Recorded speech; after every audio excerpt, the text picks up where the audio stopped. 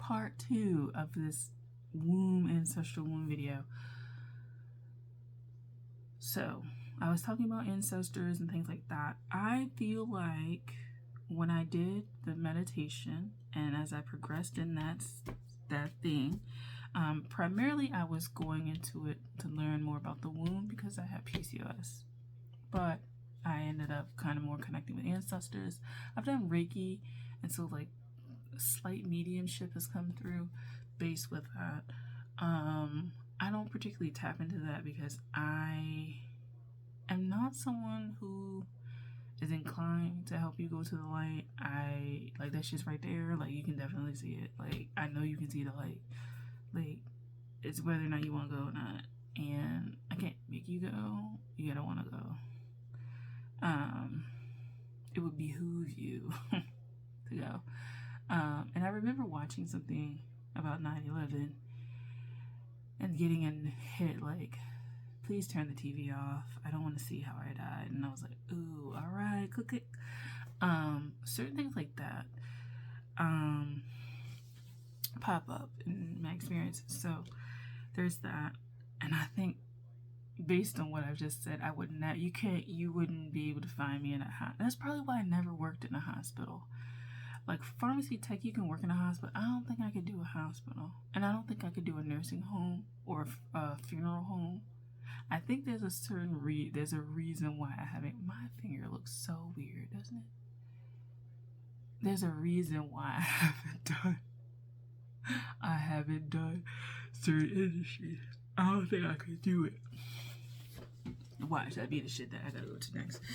It's always that. It's always the stuff that you're looking like, oh god, no. But yeah, so going in that, so I did the womb meditation. Like I said, I felt like an energetic cord was pulling me back. I had experienced this particular thing because I wasn't doing meditation. But before, and that was 2022? I think this was last year, the womb meditation. Years ago, there was a friend of the guy that spiritually awakened me, the Gemini Taurus cusp guy. He wanted a reading, and I did a reading, and we stayed on the phone for like 5 fucking hours. It was like a long ass time. We had stayed on the phone for like 5 hours. I went to sleep, woke back up. We stayed on the phone another like 3 hours. It was like a crazy amount of time. He turned out to be a douchebag. But yeah, anyway. And I was doing that reading, and I remember doing the reading, like this fan is on above me, right? So, you feel generally cool because the air is not stagnant, But what I felt was like, it just felt like energetically, like all of this air was like floating around. And I was thinking to myself, is this spirits like in here?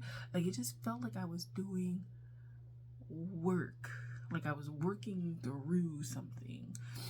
And it just energetically felt different. It was feeling real different in here. And I was like kind of weirded out by that.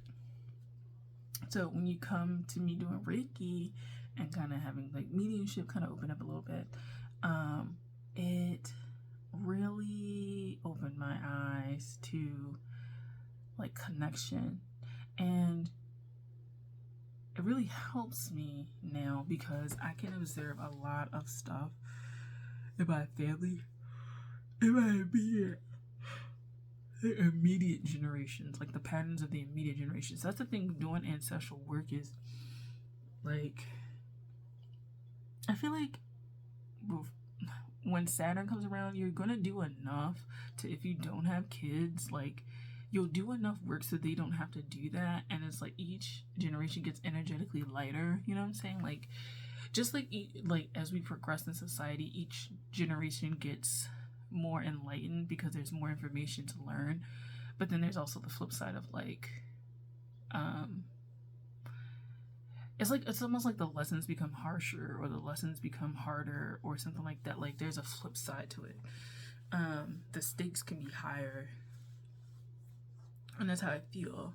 I feel like with that Leo moon that I have, I feel like a sense of like purpose. I feel like a sense of dynasty. I feel like a sense of like family preservation, like that old, like really old ancestral notions and virtues and things like that. Like it feels like that's coming through.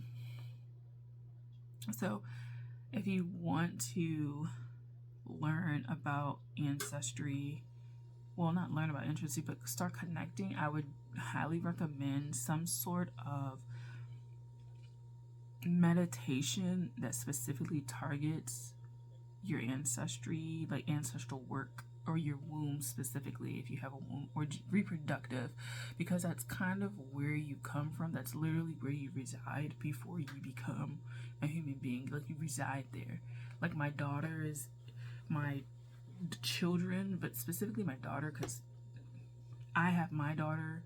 If I have a daughter inside of one of my eggs, and she has a daughter, she's in that egg too. And then if she has a daughter, she's in that egg also. You know what I'm saying? So, and pure maternal lines and pure paternal lines are really potent energy to like work through. And I think there's a lot of power in pure maternal and then pure like paternal, like your mother's line or your father's line. That stuff, learn into that, like lean into that sort of work. Now, I would advise you to have learned about meditation, some sort of protection, some sort of energy work, because what can come through, and I would also ask, because I didn't do this, but I would also ask that the ancestors that are the most positive come forward, because not every ancestor wants to move forward, wants you to move forward, wants the line to move forward for whatever fucking reason. You would think that they'd be like, would be with it, but they not.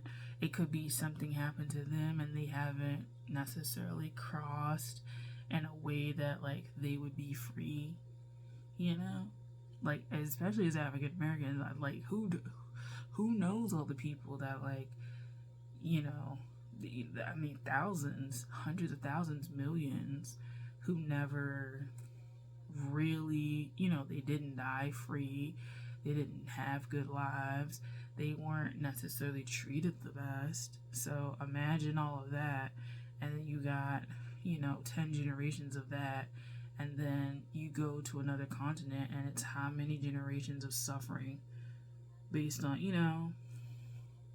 I'm like, goddamn, like this is a lot of fucking work we gotta go through. And so another thing is to pace yourself. Like, if you don't feel like doing this all in 1 year, don't do it.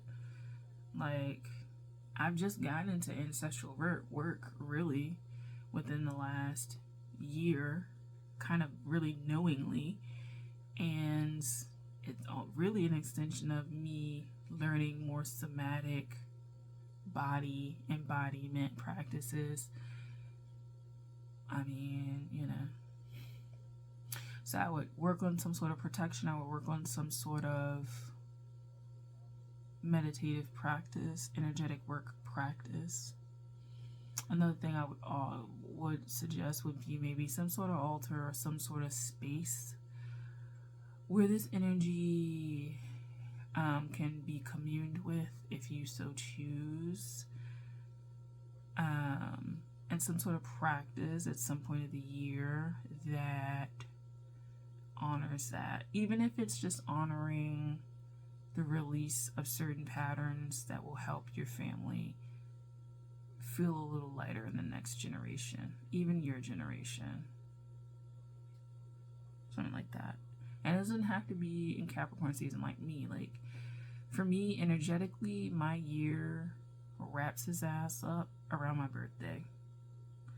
And I get back all the energy that I put out the rest of the year, essentially. That's just how it's looking as of right now. And it may change. As I learn and grow and develop, I might come to a place where like my energy shifts. But I do know that I do feel like my North Node being in Sagittarius helps the new year energetically for me. So I do think that people's North Nodes would probably be a better time of year for them to start their spring than actual nature seasons. And I'm talking about for you energetically and what you need to do, right? Like,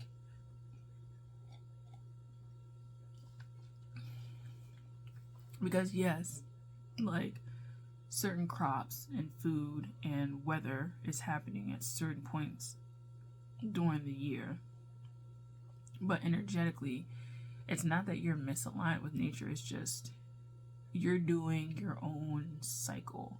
And it probably would help you to find people who are on the same wavelength if you acknowledged your own cycles, your own menstrual cycle.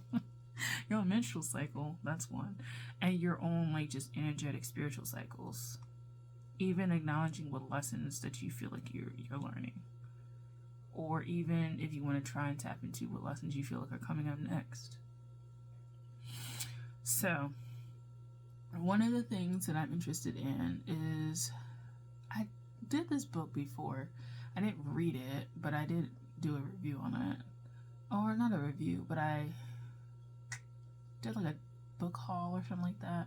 But it's Ancestral. It's like an Ancestral tarot kind of book. So it's using the tarot to work through your ancestry.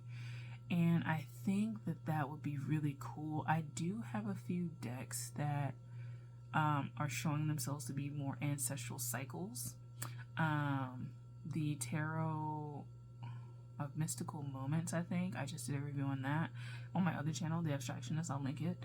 And the Robert M. Place, one of his decks is a Saturn deck for me, and Saturn does deal with cycles. So, uncovering that, working with that, I will be getting into more genealogical matters, and I don't know if that's going to be like a separate channel altogether. I do know that I want to make a Patreon and put kind of my journey of that. I do not think that I will be doing Ancestry DNA, just because like some of the components of like you giving that, like of course, like giving a sample of your biological material, like most of us have done it. If you had to get piss test, if you had to get like any sort of testing done, like blood work done, like we already have, like, you know, there's already a database on your shit.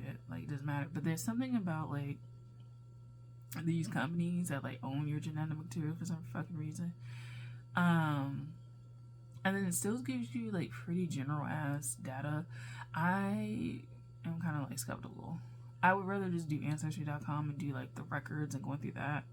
The history major in me is kind of, like, I'd rather just do that. And the Scorpio 3rd house would rather do that. Rather do that with Pluto in there, right? I'd rather go that route, and I'd rather do the tarot route. I kind of feel like energetically building up your intuition and your ability to discern truth will be really interesting when it comes to ancestry, because there's certain like countries and places that I feel way drawn to, and I would like to confirm it with science, but I just said, like, I don't fucking know, but I would like to use the tarot to see if I could confirm it with its own kind of sciencey. And so I would do that.